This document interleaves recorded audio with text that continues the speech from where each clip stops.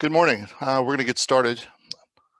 Today we're going to be talking about Managed SCAN. This is a next generation vulnerability management and scanning solution that we've been working with Coda Intelligence with.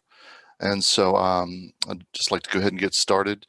If you have any questions after this, you can actually send us an email real fast at info@inceptussecure.com, and we will take those questions, but you can also put some in the chat window. We'll try to answer as many as we can. We do have a limited time here of 30 minutes. So again, my name is Lee Noriega. I'm actually one of the co-founders of Inceptus. Inceptus is a managed security service provider based in Southwest Florida. And joining me as my co-panelist is Cristian Sandescu, who's the Chief Technology Officer for Coda Intelligence.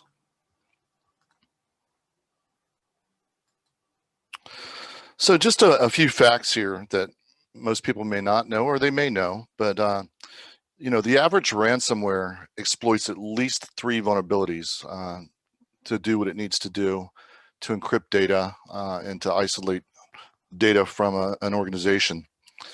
It also takes organizations an average of 280 days to identify and isolate a data breach. And that's mostly because it goes undetected for a length of time that most people don't pick up until it's a little too late. And this year alone, there's been over 12,000 vulnerabilities that have been published. The highest ones are coming from Microsoft Windows 10 this year, but they're still growing. And we're going to talk a little bit about vulnerabilities as we go through this.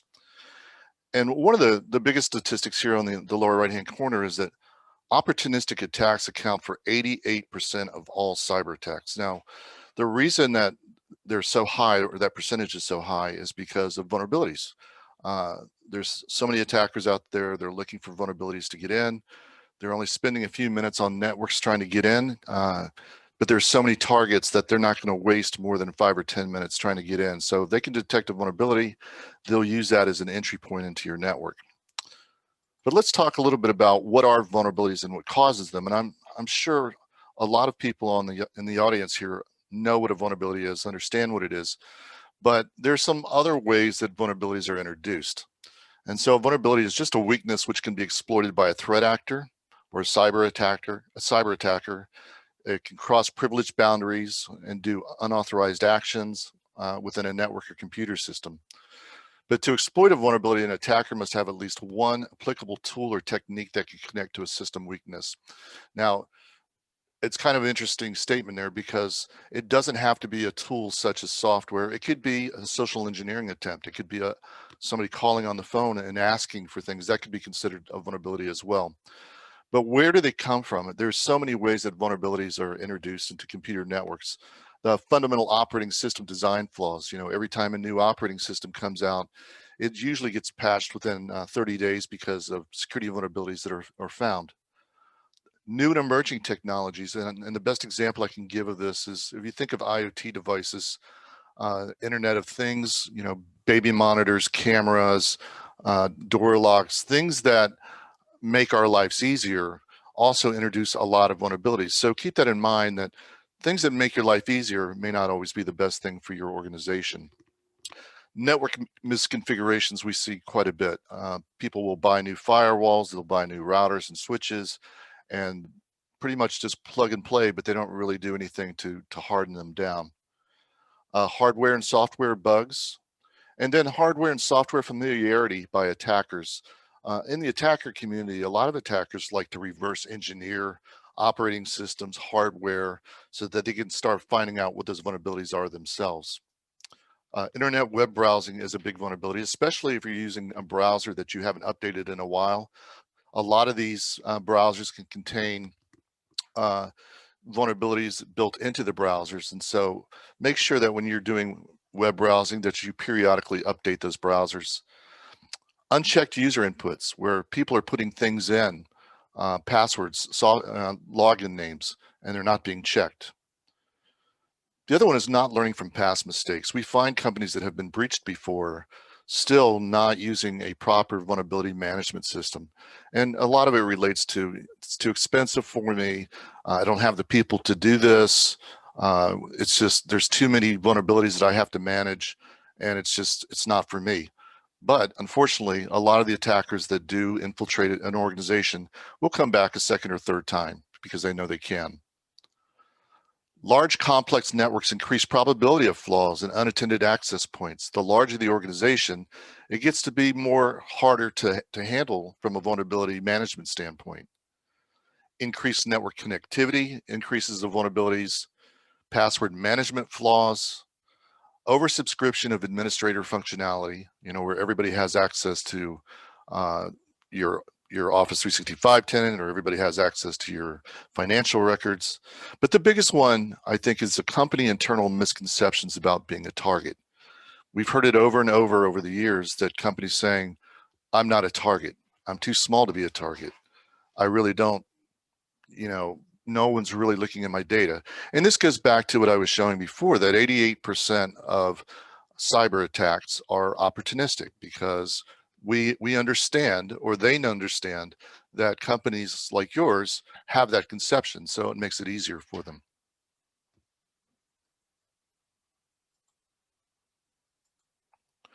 So how do cyber attackers exploit vulnerabilities?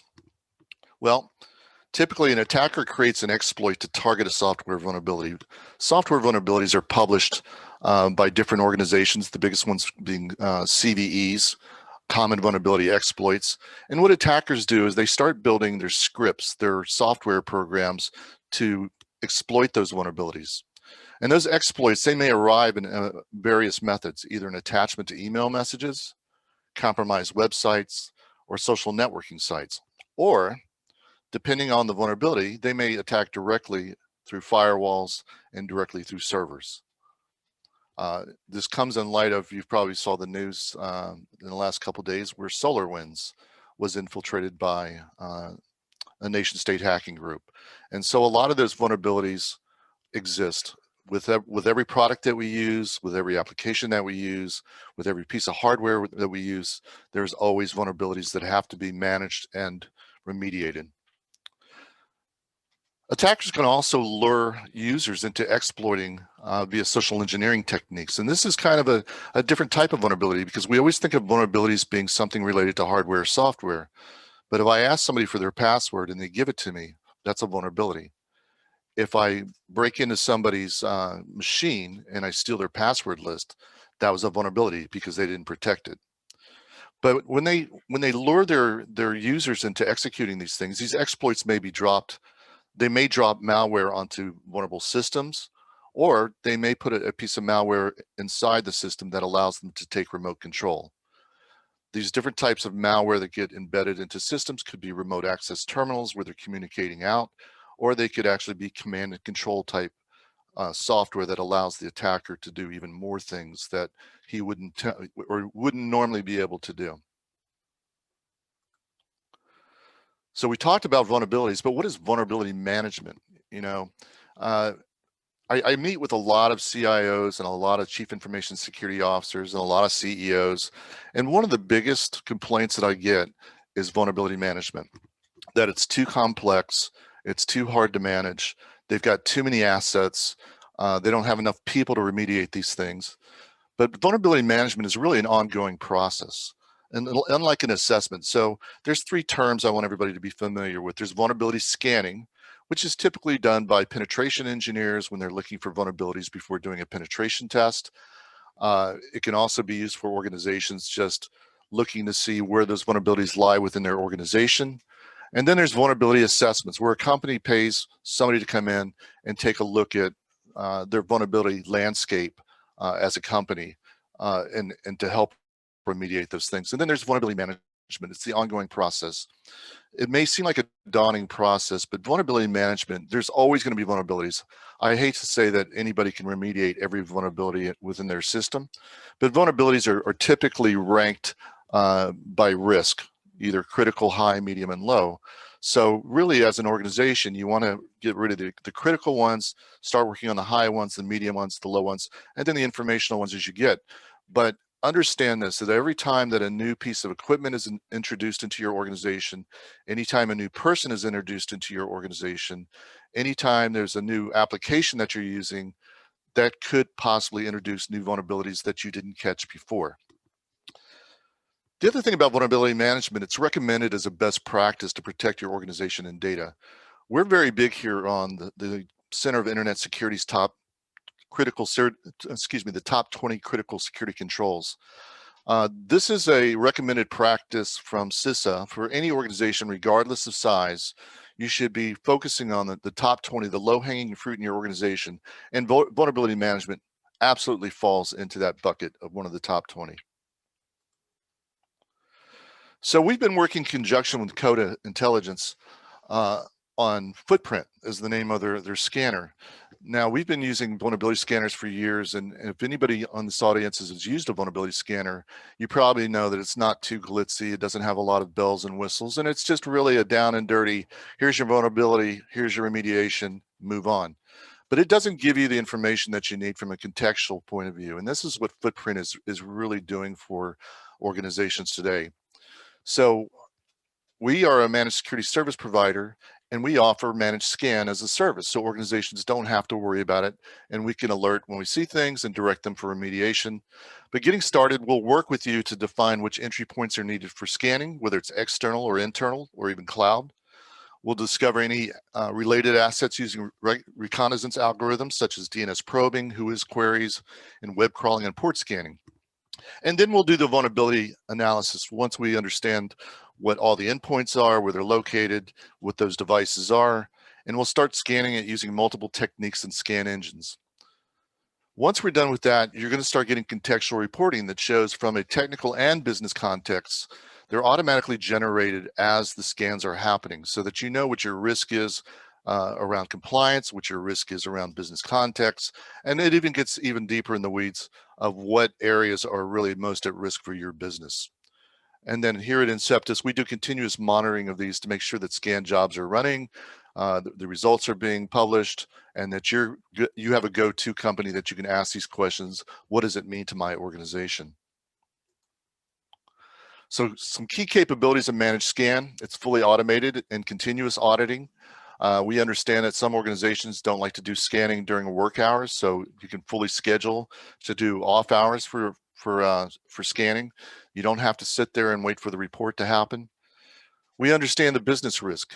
We take the AI translated technical vulnerabilities into business risk insights, and we prioritize relevant to your business profile or compliance requirements. It comes with some really cool live dashboards and reporting that are easy to understand.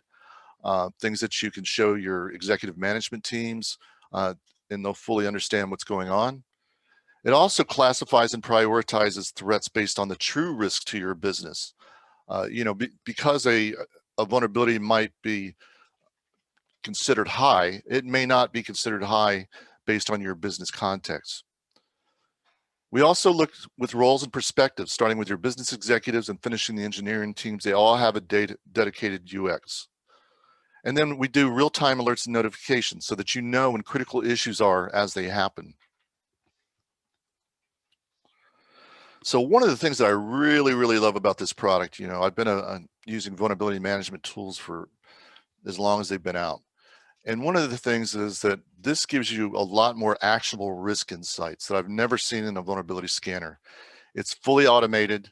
It's all artificial intelligence translated technical vulnerabilities into business risk insights. It prioritizes your risk based on not just what the risk is, but your business profile and your compliance requirements. Managed scan can be fully managed by us, or it can be co-managed with Inceptus. There's also zero-day attack enhancements, which give you real risk exposure analytics, like the what-if predictions. What if this happens? What if that happens? And it's really easy to use and understand, which I love, because a lot of vulnerability scanners, unless you're trained on how to use them and what value they bring to you, they can be very laborious and cumbersome. And then 24/7 continuous oversight with real-time alerts, compliance reports, service level agreement reports, and live dashboards. So what does Inceptus do for you? Managed Scan helps you bridge your business expectations with cybersecurity operations. You can consolidate your risk and compliance management. We identify known and unknown assets present in the network. And this is very important because a lot of times if you're in a very big organization, if cyber attacker comes physically into your organization and plugs an asset in, you might not know that it's been plugged into your network, and this will identify that as it gets plugged in. We improve operational efficiency through automation and continuous monitoring. We evaluate your threat exposure and current attack surface, and we widen your visibility into assets and track their evolution. So I'm going to turn this over to Cristian right now. Let me just. Are you going to take control, Christy? Yes. All right. I am. Approve. Sorry. All right. All right. So this is the one and only slide that I have, because I really want to get into the demo. And thank you very much for all the work that we've done together, Lee, and for this outstanding intro on vulnerability management. I just want to say that the primary goal that we have with Footprint is really make you a harder target, but overcome a lot of the operational overhead that happen with traditional vulnerability management software. So we have 4 easy steps. We want to help you understand your organization's cyber risk exposure, like what are the weak spots, what are the blind spots. We want to make sure, and this is where we put a lot of emphasis into this, is risk prioritization, because we have an average 6 vulnerabilities per device. So if you're a medium, large organization, that's going to be a lot of information. Remediation then is extremely important, and this is again someplace where we work with Inceptus. Planning, execution, retesting our key activities. And then, of course, the threat landscape is always evolving. So we need to stay on top of it. We have threat intelligence feeds. I'll show you how those work. And we identify for changes within the customer's footprint, as well as changes in the outside world. So let's say we agree to the recipe, and I want to show you how we actually do it.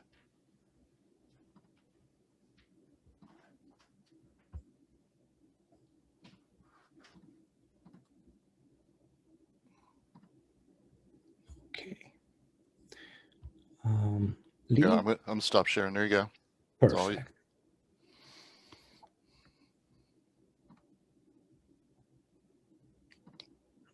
Here it is. I hope you can see my screen. Here's Fingerprint. It's a quick but extremely powerful network security test. All you need to do is visit the web page and run the test. And what this is doing is it's checking the network, internet connectivity, and its security controls. So you can do this assessment from your home, from the hotel if you're traveling, not too much these days, right? From the office.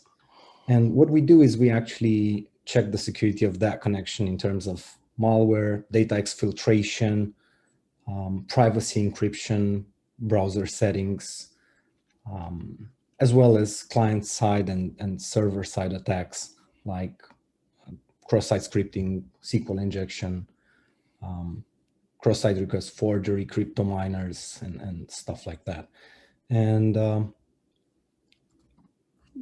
Inceptus can support you with configuring a next-generation firewall, like we did in this example right here. So there's another machine that I have protected by a next-generation firewall configured by Inceptus, just to see how those tests are doing. And of course, because they configured it properly, we're going to pass those. So this is an extremely quick and simple test that anybody can do. And unfortunately, the attackers are also doing this themselves.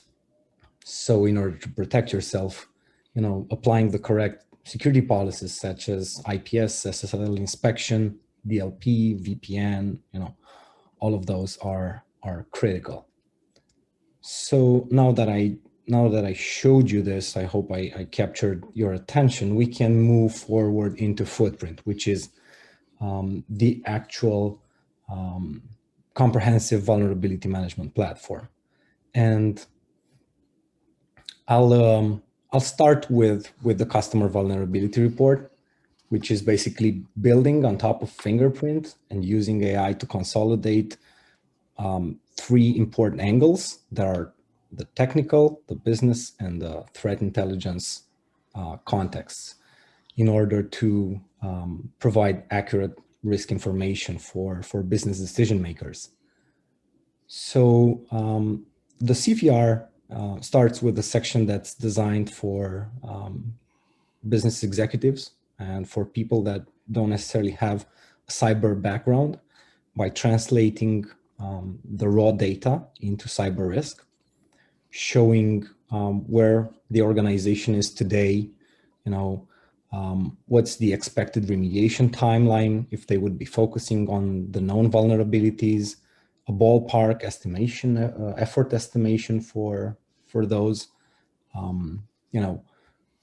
which are the important and risky applications that we've identified within that footprint, as well as where's the risk coming from. Is it more internal, more external? What's the maturity of the implementation? We also have a dedicated compliance section showing which are the business services and their associated vulnerabilities that might be triggering compliance issues, as well as projecting the risk from 4 different business perspectives that are financial, time, brand, and compliance exposure, as well as showing which are the business services that are causing or that have more impact within each of those perspectives. We go forward with remediation tracking, in which you as a customer can see the progress that's been undertaken by seeing the life cycle of vulnerabilities. I'll show you how this actually works a little bit later in the demo.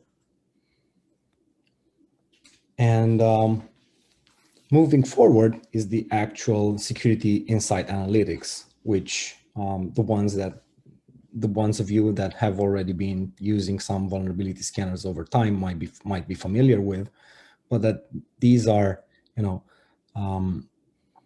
extremely relevant for cyber engineers and for technical people, not necessarily for the top management. So where's this data really coming from? I'd like to show you in high level the configuration of the scan surface. So we're pulling data from agentless vulnerability scanners that can be deployed on-prem or in the cloud. We're scanning on top of the network, so it's a remote scan, and we also have an agent-based scan surface, which means we've developed software components that we call agents that you can deploy on all of your workstations and servers that are managed or that you have within your organization. Well, we've also worked in what's called, we've also developed a super agent, which is able to provide the depth of the agent technology, which is a white box scan on top of WMI remote and WinRM for Active Directory computers. So everything that, and of course, we also have the scan reports from Fingerprint. So all this data all these scans are constantly being run. Of course, Inceptus has the ability to fine-tune the policies and define the scan intervals and all of that. And all this data is continuously being pulled within this data model, starting with the actual devices that have been scanned by one of these scan engines, together with the applications that we've discovered on them, and then grouping them into technical contexts, which are groups of assets and applications based on their technical role within the organization, as well as business contexts. So we're able to identify pretty large set of vulnerabilities, whether coming from software vulnerabilities or common configuration errors, like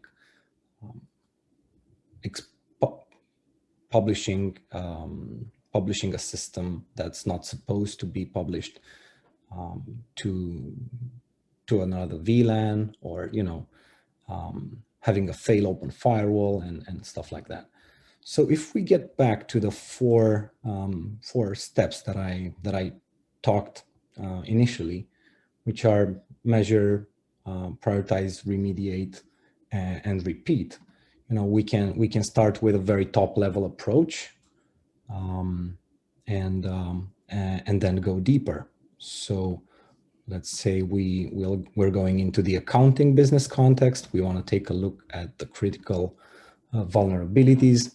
We have the ability to influence the business impact of this business service, which in turn is going to influence the risk scores of all the vulnerabilities associated with it.